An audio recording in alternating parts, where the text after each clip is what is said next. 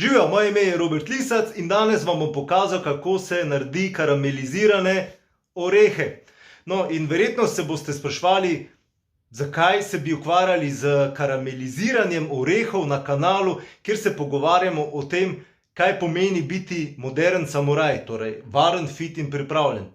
Iz čist preprostega razloga. Vsi bi se ukvarjali z survival zadevami, kako preživeti s koreninicami, ki jih najdemo v tleh in kako narediti tele špagete iz lubja od drevesa in tako naprej. Dajmo stopiti korak nazaj, dajmo se ukvarjati s tem, kaj naredimo z hrano, ko si jo naberemo ali ulovimo in kako jo ohranimo, oziroma ta rok trajanja, kako ta rok trajanja te hrane podaljšamo. In s karameliziranjem podaljšamo obstojnost teh orehov. Če želite orehe karamelizirati, jih morate najprej nabrati. Ko jih naberete, jih morate potem posušiti in šele potem, ko so posušene, jih morate tudi olupiti oziroma luščiti. Najlažje gre to z takimi kleščami, date oreh noter, ga stisnete, fajn poči, jaz ga še potem malo obrnem na eno in na drugo stran, tako da fajn zadeva razpade in da nimaš več potem veliko dela. Moja ata pravi, če hočete imeti kvaliteto, ki jo uporabljajo slaščičari, potem date tale oreh na pol. No, meni to ne uspeva, njemu, ki ima veliko več prakse pa, torej takole na pol. Meni je uspela samo ena polovica, druga polovica je razpadla. In potem, ko imate orehe oluščene in pripravljene, lahko začnete z procesom karamelizacije. Glavni sestavini karameliziranih orehov so seveda orehi in seveda sladkor. To pomeni, da gre za visokokalorično hrano in je treba malce paziti, kar se tiče količine vnosa tovrstne hrane, če nočete čez leto, 2 ali 3 imeti podobne vrednosti na tehtnici kot sumoborci. No pa začnimo z karameliziranjem. Vzamete nekaj sladkorja, oziroma kar precej. Evo, ne me spraševati, koliko tega sladkorja, toliko, da fajn pokrije tla. Jaz imam tule pripravljene že 2 kuhljci, sicer sta te, jih uporabljamo ponavadi, ko jemo raklet. Tule še vklopimo, evo, kar na visoko temperaturo in potem bomo vrgli ene 2 pesti teh orehov, ki sem jih že tukaj pripravil, tukaj noter. Zdaj čakamo, da se ponev toliko segreje, da se ta sladkor stopi in ko pride v fazo, ko je stopljen, hitro vržemo potem te orehe, kot sem že dejal, noter in jih potem fajn premešamo, tako da so potem popacani oziroma pokriti z to karamelo iz vseh strani in potem jih damo hitro v kozarčke, ki sem jih že pripravil tukaj in to je to. Kozarčki naj bojo seveda po vseh kuharskih standardih zelo čisti in zdaj gremo pogledati, kaj se tukaj dogaja. Aha, tukaj se že vidi, da se malo topi noter, a vidite tukaj. In potem začnete tole malo mešati. Aha, evo, glej. Super. Že postaja bolj gosto. Pomembno je, da zadeva ne počrni, torej rjava lahko postane, črna pa ne. Ker če črno niste karamelizirali ali temveč karbonizirali, po moje.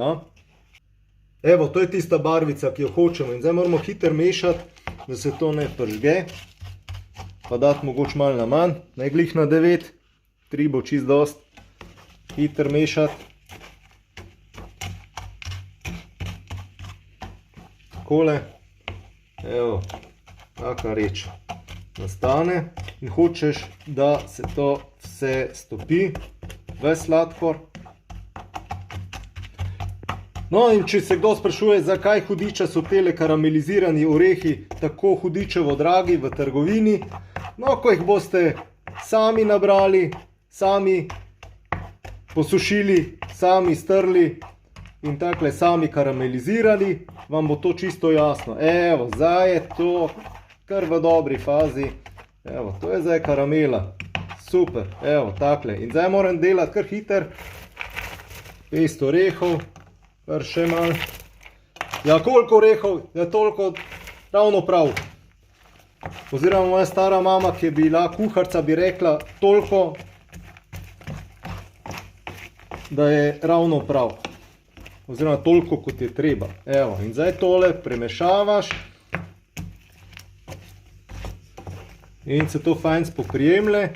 Jaz bom zdaj odložil tole kamero, da se mi zadeva ne zažge in uporabo kar obe kuhlji.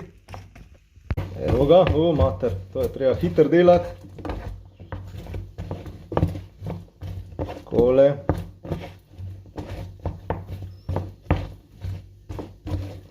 Evo, in potem se to takole začne vleči, nitke se začnejo delati, krasno.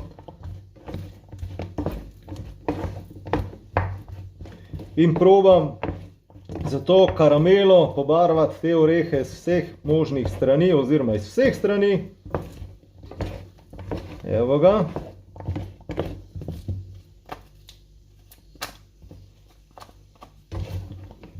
Tole date potem otrokom za polizati, tele kuhle.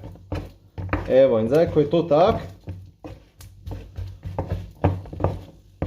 dokler je še vroče, se da te stvari v kozarček, ko se strdijo, pa niti ne več.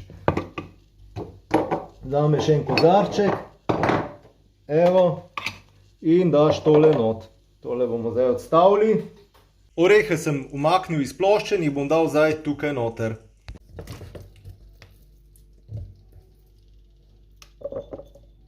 No, kot vidite, to kar precej pacasta zadeva.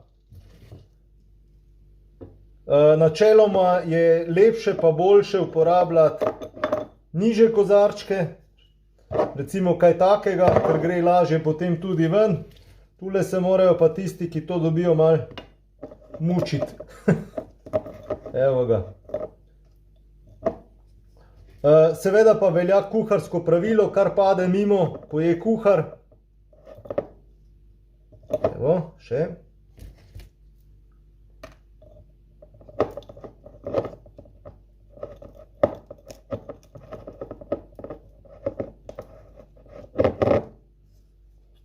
In ne preveč tlači teh orehov not, ker potem se preveč zbijejo in tisti, ki hoče potem ven dobiti, jih nikakor ne dobi ven.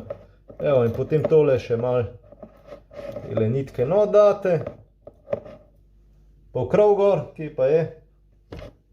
Tega bom našel. In to je to.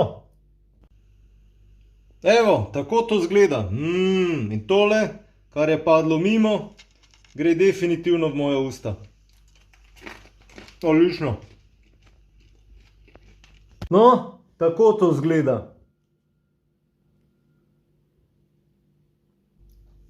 Evo, še pokrov gor. Obrišemo tisto, kar je še zunaj. In to je to. Pa imam karamelizirane orehe. The best. Joj, skoraj bi pozabil. Ko se zadeva karamelizira lahko not, torej ko se sladko štopi, lahko not nasipate tudi čili, ali pa cimet, ali pa oboje, pač odvisno, kaj vam paše. Jaz jih imam tele karamelizirane orehe najrajš kar natur. In to je to.